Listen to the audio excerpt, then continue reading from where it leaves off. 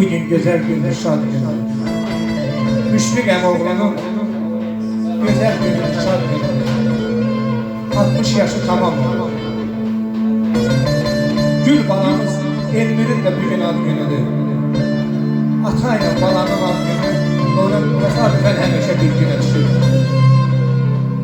Ben size uzun ömür can sağlığı dilerim.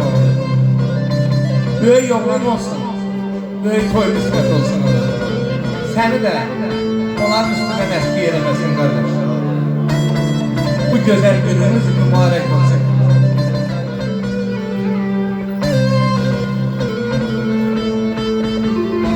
Beş günlük dünyada bir günde yetti.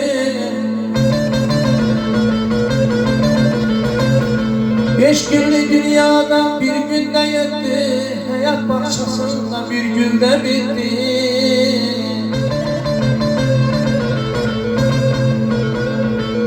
Deyirəm ayam oldu bu güzel güne mübarek olsun. Elmir balamızın da güzel güne mübarek olsun. Mübarek olsun.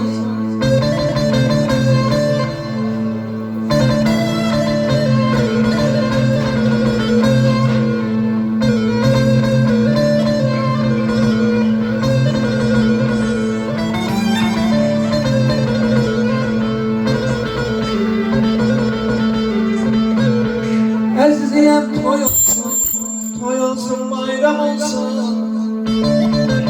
Ay ay Müşfik Əmoğlu,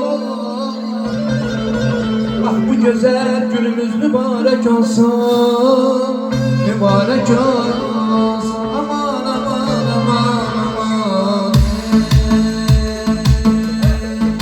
Geceler getireyim ya güzel geceleri. Sağda bakar yoktu saat geçeri.